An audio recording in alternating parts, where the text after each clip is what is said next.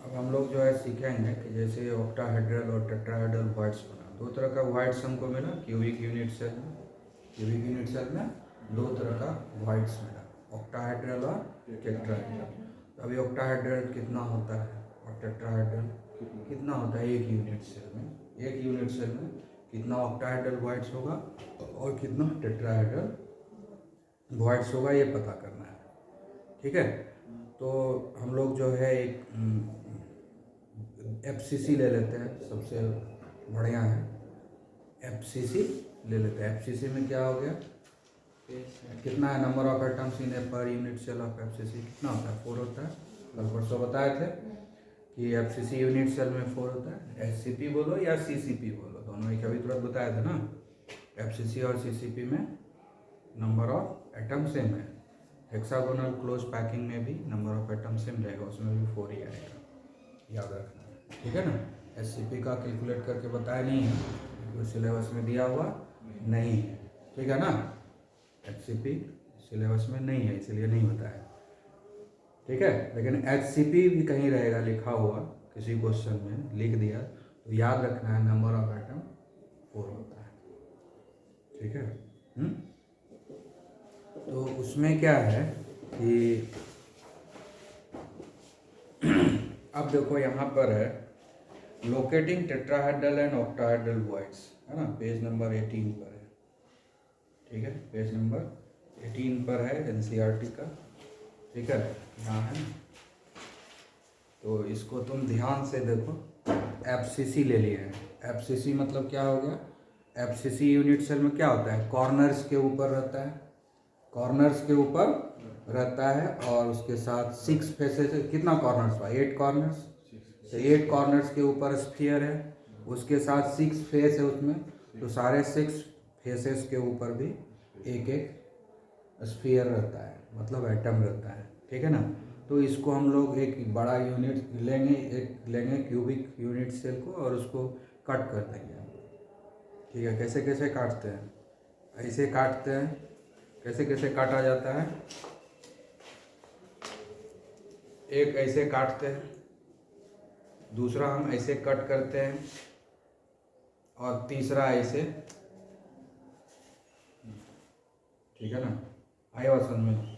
तीसरा ऐसे कट करेंगे, एक ऐसे कट होगा, फिर ऐसे कट होगा, एक ऐसे कट किए बीच से, फिर इधर से 90 डिग्री पर ऐसे कट किए और तीसरा कट किए ऐसे स्लैश कर दिए ना, स्लाइस बनाते हैं ब्रेड को जैसे काटते हैं, काट काट के अलग करते हैं, उसी तरह से ब्रेड के स्लाइस के जैसा काट दिए।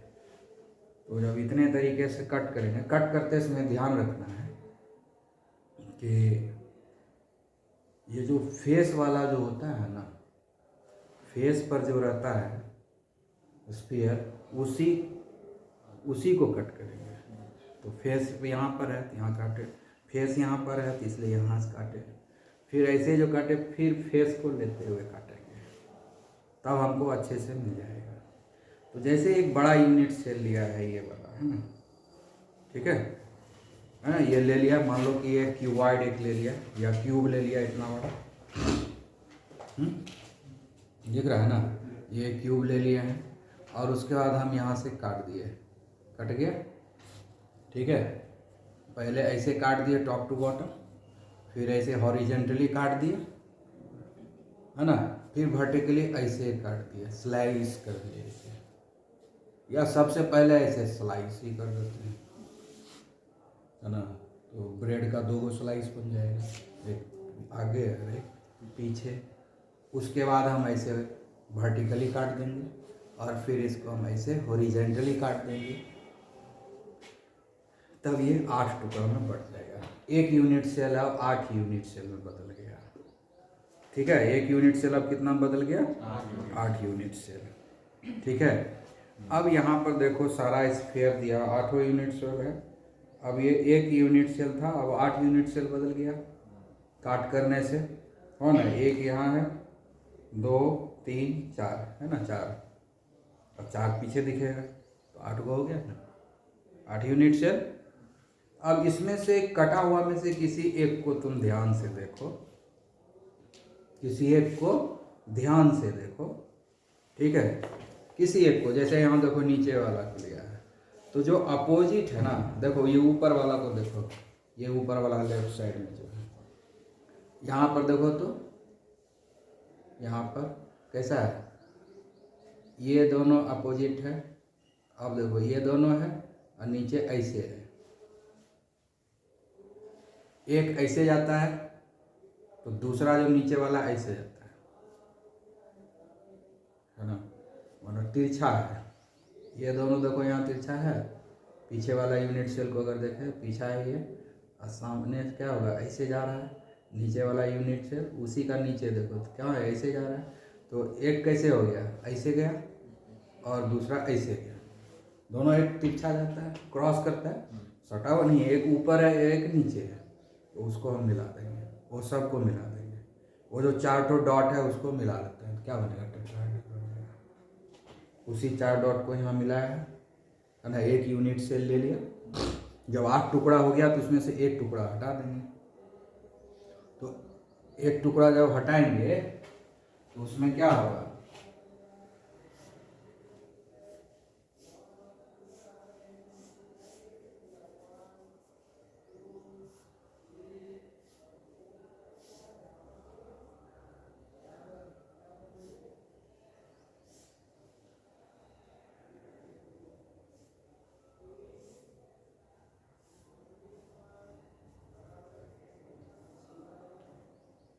ठीक है। तो एक हो गया यहाँ पर है इस स्पेयर में, 8 में से हम एक लिए, ठीक है। तो एक हो गया ऐसे आमने सामने, हुआ ना, आया समझ में। और दूसरा क्या लेंगे, ये और ये, समझ में आया, हाँ। 8 टुकड़ा बनाया ना, उसमें से सिर्फ एक टुकड़ा लिया, एक हो गया ऐसे और दूसरा हो गया ऐसे। अब इसको इसको मिला दो, इसको इसको मिला दो, सबको आपस में मिला दो, क्या बनेगा, टेट्राहेड्रल। 4 पॉइंट है ना, चारों में कोई भी आमने सामने नहीं है।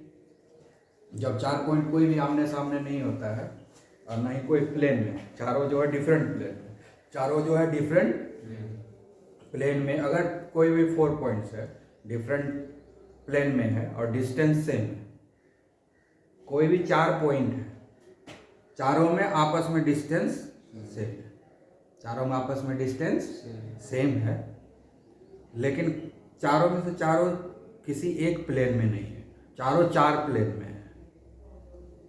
जब मिलाओगे तो क्या बनेगा, टेट्राहेड्रल। तो यहाँ पर बना हुआ है, ठीक है। उसमें से एक को निकाल के बनाया ना, तो टेट्राहेड्रल। तो एक टेट्राहेड्रल वाइड मिला, मतलब 8 वो क्यूब बना है, उसमें से एक क्यूब निकाल के देखे तो एक टेट्राहेड्रल, एक क्यूब में एक टेट्राहेड्रल बना, तो 8 क्यूब में कितना बनेगा, 8। मतलब क्या हो गया, एब्सिस में कितना आइटम है, 4, ठीक है। और टेट्राहेड्रल वाइड कितना आया, रिलेशन डबल का है, यानी नंबर ऑफ एटम जितना रहेगा उसका डबल होगा नंबर ऑफ टेट्राहेड्रल वाइड्स। आगे समझ में, हैं, क्लियर, हैं, ठीक। अब देखो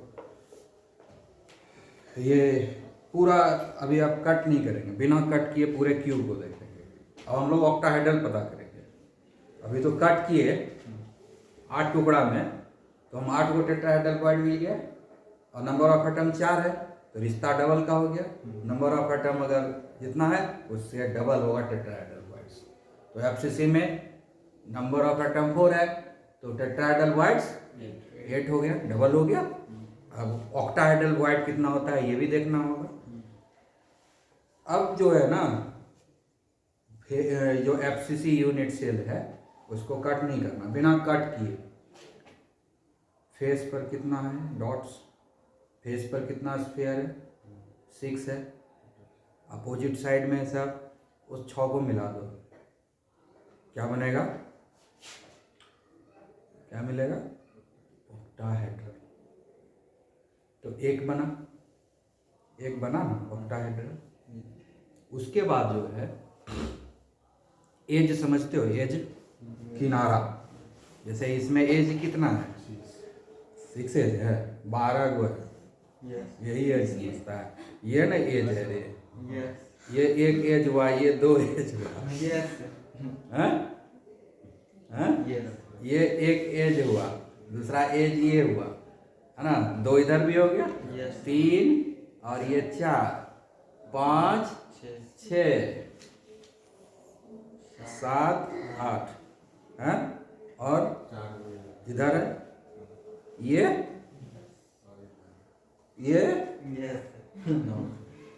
2,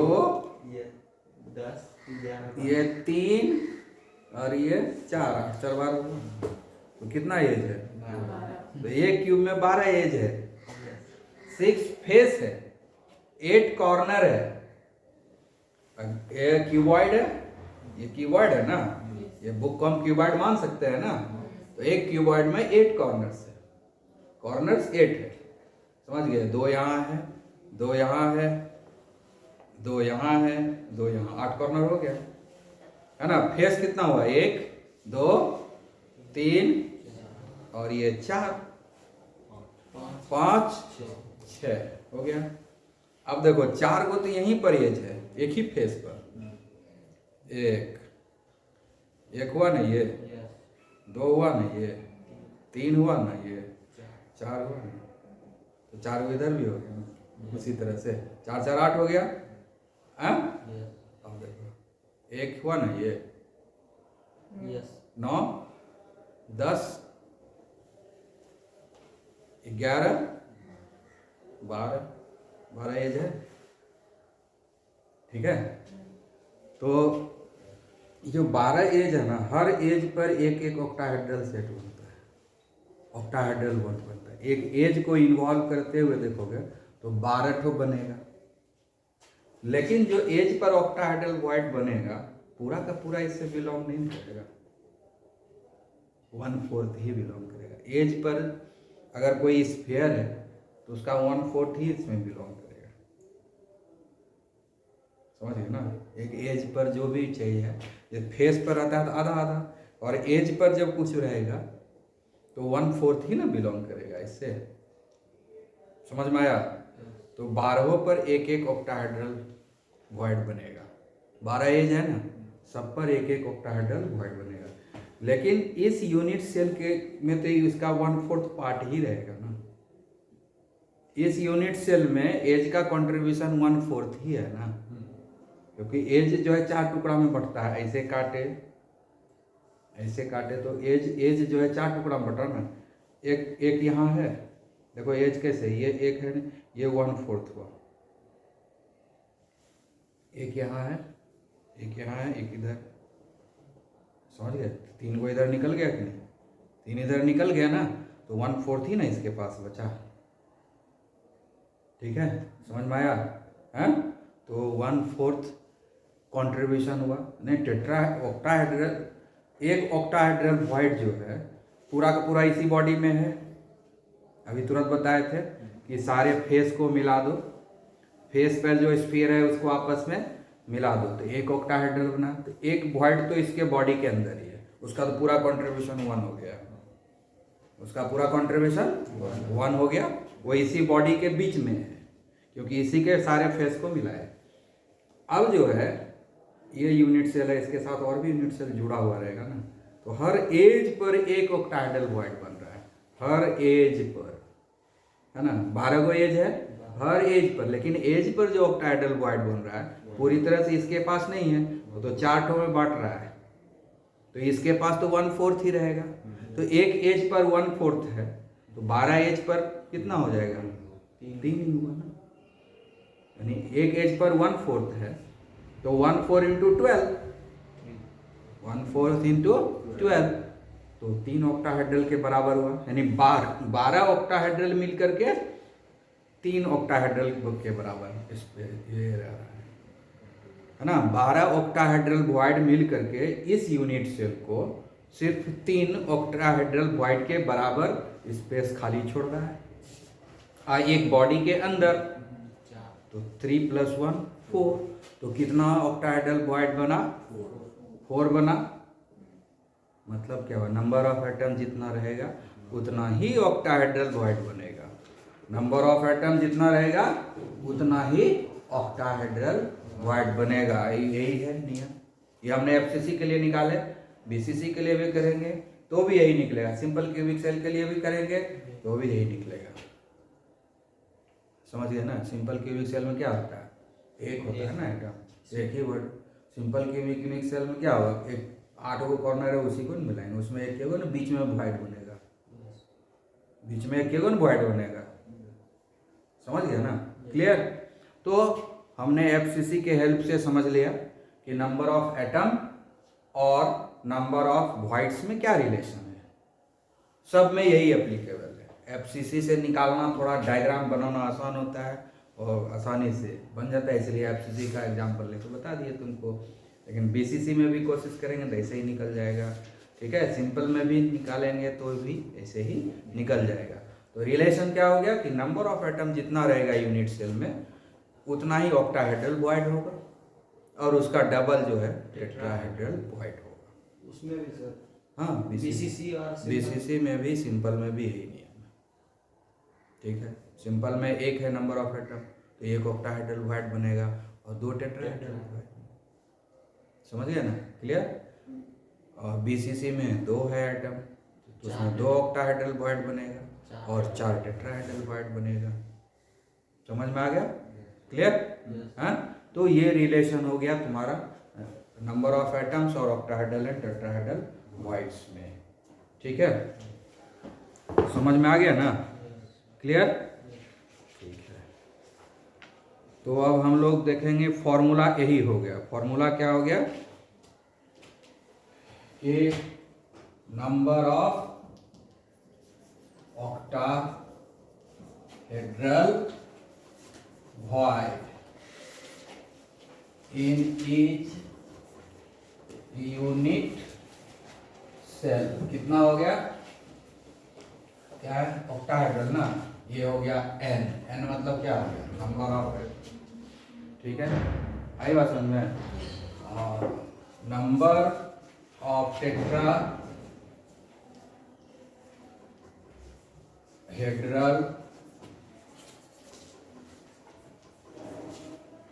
void in each unit cell equal to 2n, है ना। n इक्वल टू क्या है, number of atom in each cell. ठीक है, समझ में आया? क्लियर? तो इससे क्या होता है कि हम लोग मॉलिक्यूलर फॉर्मूला अलग तरीके से सीखे आज तक लिखना, हम इसके बेसिस पर भी मॉलिक्यूलर फॉर्मूला लिख देंगे। समझ गए ना? क्यों इधर से क्यों फॉर्मूला लिखते हैं, उसका रीजन है क्योंकि हम बता चुके हैं कि आयनिक क्रिस्टल, आयनिक कंपाउंड का कोई मॉलिक्यूल बनता ही नहीं है, लेकिन हम मॉलिक्यूलर फॉर्मूला तो लिखते हैं। तो आया कहाँ से, वो इसी से आया, टेट्राहेड्रल और ऑक्टाहेड्रल वॉइड से आया है। समझ गए ना? हाँ, जनरली क्या होता है कि जो एनायंस होता है वही शेप को बनाता है, वो लैटिस को ऑक्युपाई करता है, और जो कैटायन होता है वो वॉइड में चला जाता है, टेट्राहेड्रल और ऑक्टाहेड्रल वॉइड। क्योंकि कैटायन का जो साइज होता है वो एनायन के साइज से छोटा होता है। कैटायन का साइज जो होता है एनायन के साइज से छोटा होता है।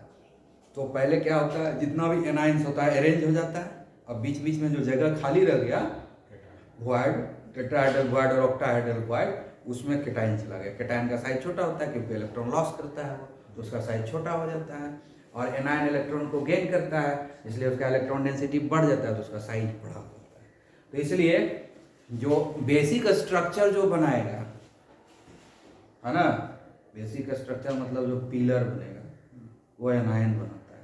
अब पिलर के बीच में जो सीमेंट वालों सब ठूसते हैं वो सब कैटायन का काम, सीमेंट वालों कैटायन हो गया, है ना।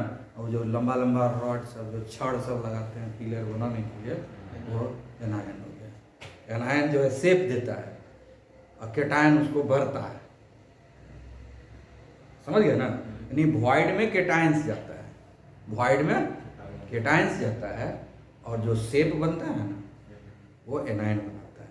मतलब जो शेप बनेगा FCC बनेगा, BCC बनेगा, सिंपल क्यूबिक यूनिट सेल बनेगा, ये सब कौन बनाएगा? एनायन। यानी कॉर्नर्स के ऊपर एनायंस रहेगा, फेस के ऊपर एनायंस रहेगा, ठीक है ना। अब बॉडी के अंदर जो है वॉइड बनेगा, जितना वॉइड बनेगा उसमें केटाइंस रहेगा, ठीक है।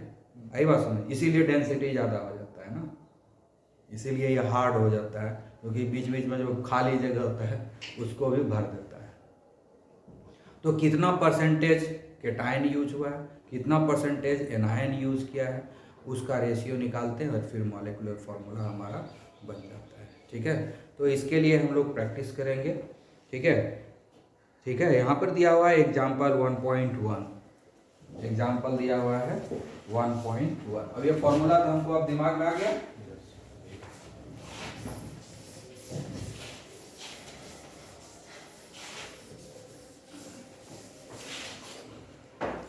अब यहाँ पर एक compound is formed by two elements x and y। Element क्या है? एलिमेंट क्या है? x है एंड y, ठीक है। उसका atoms of element y as anion, y क्या है? एनायन है, ठीक है। मेक CCP, यानी एनायन जो है CCP बना रहा है, मतलब क्या हो गया? शेप यही बना रहा है, कौन? एनायन, ठीक है ना। तो यहां पर क्या है? Y मैक्स CCP, ठीक है। आई बात समझ में? Number of atom in CCP कितना होता है? 4। FCC और CCP एक ही होता है ना। Therefore number of Y atom कितना हो गया? 4, ठीक है। उसके बाद बता रहा है इधर से X H के time occupy the octahedral part, X occupies, क्या लिखा? ऑक्टाहेड्रल, इधर गया, occupies all the octahedral, all the octahedral void, ठीक है। तो नंबर ऑफ ऑक्टाहेड्रल वॉइड कितना है? 4। नंबर ऑफ ऑक्टाहेड्रल वॉइड उतना ही होगा जितना नंबर ऑफ एटम है CCP में, तो 4 होगा, ठीक है। Therefore number of X atom, X atom क्या बोल रहा है? सारा ऑक्टाहेड्रल वॉइड को ऑक्युपाई करता है। ये कितना हो गया? ये भी 4 हो गया और ये भी, ठीक है। अब हम लोग रेशियो निकालेंगे, x is to y। x कितना है? 4। y कितना है? 4। कितना हो गया? 1:1। इसीलिए मॉलिक्यूलर फॉर्मूला, मॉलिक्यूलर फॉर्मूला क्या हो गया? x1 y1 that is xy। समझ में आया? हाँ? इस तरीके से मॉलिक्यूलर फॉर्मूला बनाते हैं आयनिक क्रिस्टल का, समझ लिया?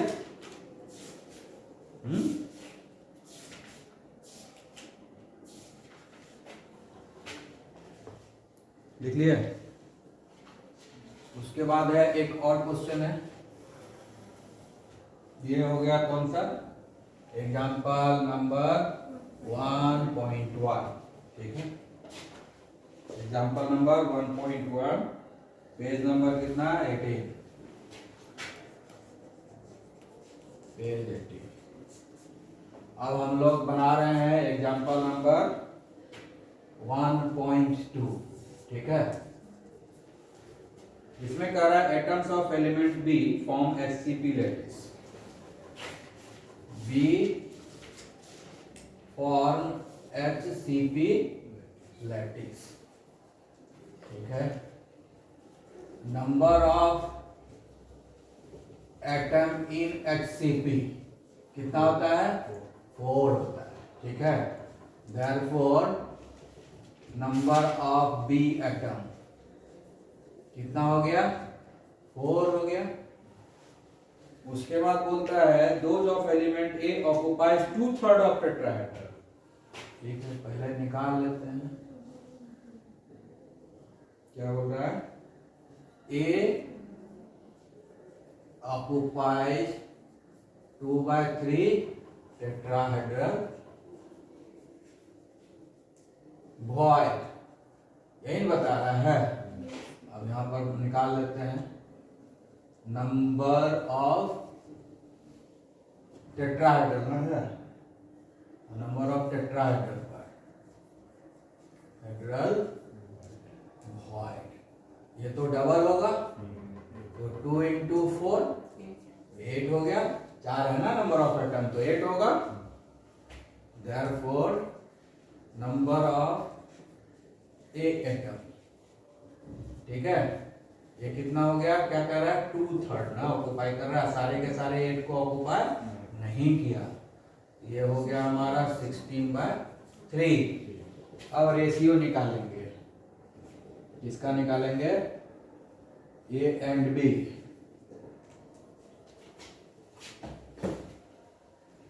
ए कितना है, ए आ गया 16/3 और बी कितना है, 4 है। दोनों में 3 से हम गुना कर देते हैं, ये हो गया 16 और ये हो गया 12 और 4 से फिर डिवाइड कर दो, ठीक है। हाँ, अब हम लोग मॉलिक्यूलर फॉर्मूला लिखते हैं, ठीक है। क्या हो जाएगा, A4B, समझिए इतना आसान है, आराम से, ठीक है। बंद करो।